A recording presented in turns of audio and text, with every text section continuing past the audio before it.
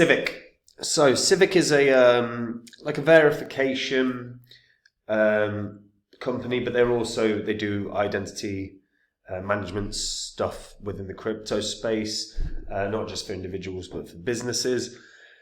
It launched in 2017. This is a project that I actually liked when it initially launched. They've not done too much in terms of development, and they've had a couple of issues, but I'm going to talk about one of the issues that they had in this video as well, because I think that gave them quite a bad rep, which I don't necessarily think is fair. So I'll talk about that in this too. Before I get into it though, if you're new to the channel, this spreadsheet shows the first 26 coins that I did videos about on the channel. And in the videos, I showed myself buying these coins. I expected them to have a really good profit, so I wanted to show that I was backing them. And you can see what the prices of all of them were when I recorded the videos, as well as the highs that all these coins hit about 16, 17 months on, and what the profit would have been for you if you'd have put $100 into each one. And if you had done that and then sat on them for 16, 17 months, just lived your life and then sold them, your profit from all of them would have been in total over 123 grand, which is not bad. Now, I sold all of these. We did have the market crash, and since that I've been buying up new coins. These are coins that I think can again make me very good money, and I share them on my website, which is copymycrypto.com. So anytime I find a coin that I think can do, the gains of 40x, 50x, or even 100x, I will jump onto the site. I'll tell the members what coin I'm buying, what profits I think it can have, and what percentage of my money I'm putting in. And it means the members can copy along exactly. It means they'll make the exact same profits as me. There is a nice little bonus there as well. They don't have to do any research. They don't have to do the thousands of hours required to find these coins, because I'm doing it all. And if you've not been onto copymycrypto.com, just pause this video now, click on the link in the description. You'll see on the site what the members have earned. You'll see on the site what I've said in the past. All of it's public record, so you can verify it all. And if you like what you see, this is a service you should try out, guys. Now, Civic. So Civic launched, like I say, in 2017, halfway through the sort of bull cycle. Did pretty well in the end, ran up to about $1.20. Basically a 10x from when it launched, although, no, it did actually hit $1.66, so that's pretty good. And from 2020, it was at lows of like 1 cent, and it banged up to around 70 cents in the 2021 bull cycle. So again, didn't do badly at all. But long-term downtrend, something to remember. So Civic's a blockchain-based identity management solution. It gives individuals and businesses the tools they need to control and protect personal ID. The platform is designed to change the way we think about identity verification by giving users more control over their personal data, which allows them to access a wider range of services without needing to fork over excessive amounts of personal info. Their identity verification solution uses DLT to authorize identity usage in real time, and is used to sparingly share info with Civic partners after authorization by the user. Civic users store all their sensitive data on their mobile devices, so users are able to authorize the sharing of specific personal data through like a biometric signature. And the ecosystem is enabled through the utility token of the CVC token. Now, they had a good launch. They had a whole ICO that sold out in 2017, and then they launched properly in 2018. Founders are Vinny Lingham and Jonathan Smith. Lingham is a serial entrepreneur who appeared on Shark Tank South Africa, has co-founded several prominent firms, including a South Africa-based investment fund known as Newton Partners and Gift, a Google Ventures-backed digital card platform. He's the CEO.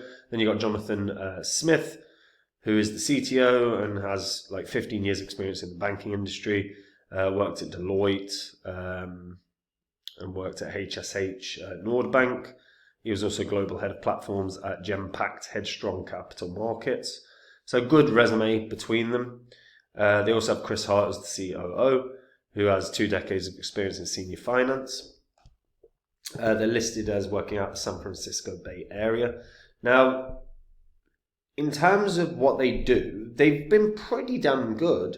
They had one particular issue that happened back in 2021, which was NFT scammers made off with a $1.3 million rug pull, and they got 1.3 million Solana, despite the project being vetted by Civic. Now, the creators of the Big Daddy Ape Club basically just did a huge rug, nicked everything. And unfortunately, this is not like this is unheard of. We've seen many rugs throughout the years. You know, quite often you can talk to some of the creators of projects, you know, go through roadmaps and stuff, and then they still rug. And even if you've got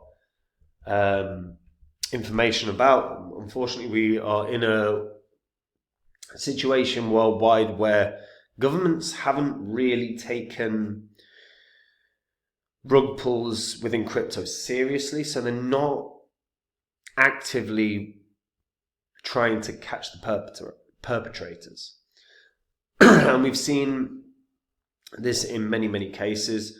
And fundamentally, the creators of the Big Daddy Ape Club scam were vetted by Civic. And they'd verified the NFTs through its verified Civic Pass program. This included verifying a 3D scan of the creator and comparing it with a photo ID. So they had all the physical attributes and information of the people that were involved, and they still rugged. And this is unfortunately the scenario that I was talking about. And I have sympathy for Civic here, because even if you've done all your due diligence, if someone wants to rug, they will rug, because there are certain areas and certain governments within the world that are not going to chase you up. And as a result, these people exist, and they're going to exist in the space for as long as the space exists. And they'll get better at doing scams, but also, you know, logically, they don't. The question is do they need to get better as well? Like, it's a fair question. You know, we see a lot of launches of new cryptos on a daily basis, and a lot of them rug. And you catch it in real time sometimes. You know, if you sit on DEX tools and watch newly released coins, occasionally you will see one that just goes to zero really, like within minutes, because it's just all the liquidity is taken and it's been rugged. And it's a constant within the space. And Civic were immensely pissed off about this, and it damaged their reputation, because fundamentally we see articles like this online where it's basically referencing Civic as being at fault. And the CEO tweeted, you know, we are aware of the reported Big Daddy Ape rug pull. We take this attack on the NFT community seriously. We are taking steps to offer all the assistance we can. They immediately got in contact with US-based authorities to track down the people behind the scam. But again, where it depends on where those people are. Because even if they were US-based, if they've left the country and they've gone to another country, even if the US authorities are chasing them, it depends on which country they've gone. There's a lot of non-extradition countries. And it doesn't sound like Civic did anything wrong in this regard, but it definitely did damage the reputation of Civic. And this is what I mean. You know, rug pull scams totaled $2.8 billion in 2021. So, you know, when you factor in that was terrible, it was it was 1.2 million, but it's not even 1.3 million, sorry, it's not even 1%. It's not even 0.1% of the total amount of rug pulls. And like I said, Civic, I thought, when I watched this play out, I thought Civic were, you know, really working hard to update everyone pretty consistently. You know, we're directly in contact with the US authorities.